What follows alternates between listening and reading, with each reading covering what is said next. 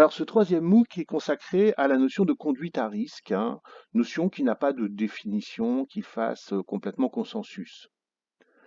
Néanmoins, on peut préciser les points suivants. Il s'agit d'une conduite généralement répétée, d'exposition de soi à une probabilité non négligeable de léser son avenir personnel et ou de mettre en péril sa santé physique et ou mentale, et ou de se blesser et ou de mourir. Cette notion recouvre une diversité de comportements comme les usages abusifs et problématiques de substances psychoactives, les comportements sexuels à risque répétés, les usages abusifs et problématiques des écrans, les conduites motorisées à risque, les engagements dans des groupes déviants, délinquants, sectaires, radicalisés. La liste n'est pas exhaustive.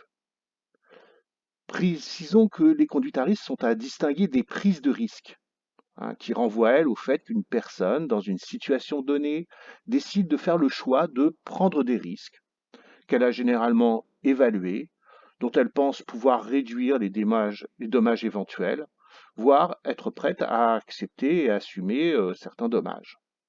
La prise de risque est connotée positivement, car, comme dit la sagesse des nations, qui ne tente rien n'a rien et la chance sourit aux audacieux.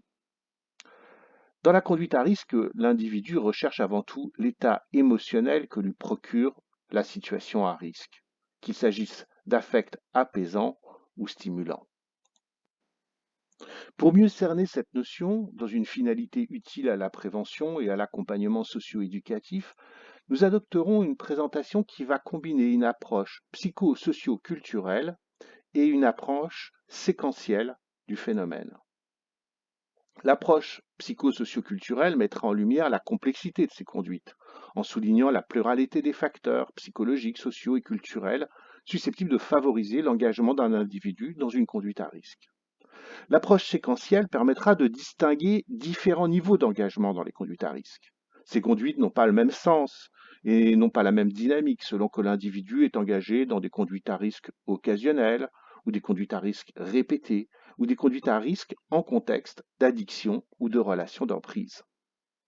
Précisons que nous nous appuierons principalement dans cet exposé sur un grand classique de la sociologie, à savoir Outsider d'Howard Becker, et de travaux plus récents en particulier. Je pense au travail de l'anthropologue Pascal Jamoul et notamment son dernier livre Je n'existais plus, les mondes de l'emprise et de la déprise. Nous commençons par examiner les engagements dans les conduites à risque occasionnelles. Songeons aux consommations épisodiques de drogue, aux alcoolisations importantes à l'occasion de fêtes, au fait de faire des achats en quantité de drogue pour les revendre à des copains, au fait de donner un coup de main dans un réseau de trafiquants, ou avoir une sexualité vénale en fréquentant des partenaires plus âgés, plus argentés. Les conduites à risque occasionnelles sont plutôt le fait d'individus qui restent globalement insérés dans une vie sociale conventionnelle. Ce sont des jeunes qui suivent une scolarité à peu près normale, des jeunes qui travaillent, voire qui assument des responsabilités. Ils se perçoivent comme des jeunes, comme les autres. Et en effet, rien ne les distingue en apparence de la grande masse des jeunes qui restent dans la norme sociale et qui s'abstiennent d'adopter ce type de conduite, puisqu'elles font l'objet souvent d'une réprobation sociale et morale et même de sanctions pénales. En quoi se distingue-t-il des autres jeunes? Comme l'observe le sociologue Howard Becker, il faut tout d'abord qu'ils soient entrés en contact avec des individus ou des groupes réputés déviants pour s'initier à la pratique à risque. Il a bien fallu, par exemple, que quelqu'un apprenne aux fumeurs de cannabis occasionnels comment confectionner un joint, comment le doser, comment l'inhaler pour ressortir certains types d'effets, ou encore pour le renseigner sur les manières de s'en procurer. Ce processus d'apprentissage s'observe dans toutes les conduites à risque. Apprendre à tenir l'alcool suppose de savoir gérer les quantités, les rythmes d'absorption et les mélanges des différents alcools, sans quoi on finit l'estomac retourné.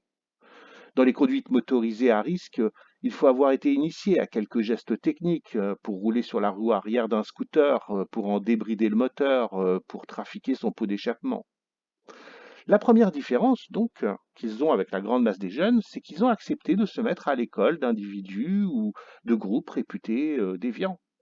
Le mot déviant doit être ici entendu sans connotation morale et dans un sens sociologique, à savoir celui d'individus qui adoptent des conduites, des comportements et des attitudes qui s'écartent de la norme sociale admise, qui les transgressent ou qui les contestent. Howard Baker observe aussi que ces comportements ne sont possibles qu'à la condition d'une défaillance du contrôle social et ou parental.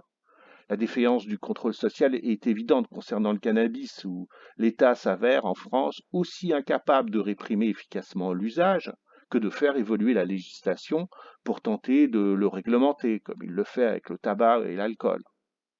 La plupart des parents marquent une réprobation ou une inquiétude face à l'usage du cannabis, mais son usage est tellement banalisé qu'ils sont souvent contraints de le tolérer ou de fermer les yeux.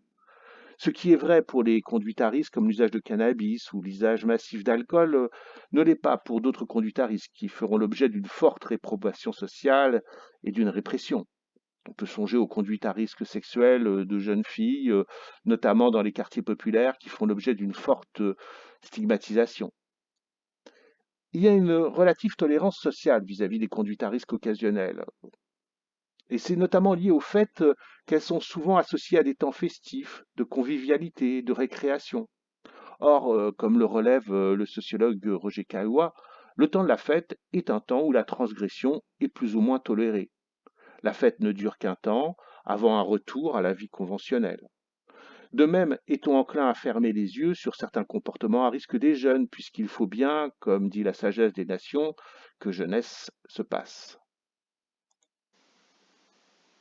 Comme nous l'avons dit, les conduites à risque occasionnelles sont plutôt le fait d'individus qui conservent globalement une apparence de normalité et qui se perçoivent comme des jeunes semblables aux autres. Leur conduite transgressive introduit chez eux une dissonance cognitive, une contradiction qui les oblige à se dire normalement transgressifs, ce qui sonne bizarre. D'où l'intériorisation de discours qui visent à neutraliser le caractère déviant de leur conduite. Par exemple, ils vont minorer les risques qu'ils encourent ou qu'ils font courir aux autres. Concernant le cannabis, les risques que le produit fait peser sur les capacités d'attention et d'apprentissage sont souvent minorés et les risques de dépendance sont presque toujours niés. D'autres biais cognitifs peuvent les conduire à surévaluer leur capacité à gérer ces risques. Des rationalisations peuvent les conduire à invoquer qu'ils n'ont pas le choix, le monde serait tellement ennuyeux qu'il n'y aurait rien de mieux à faire.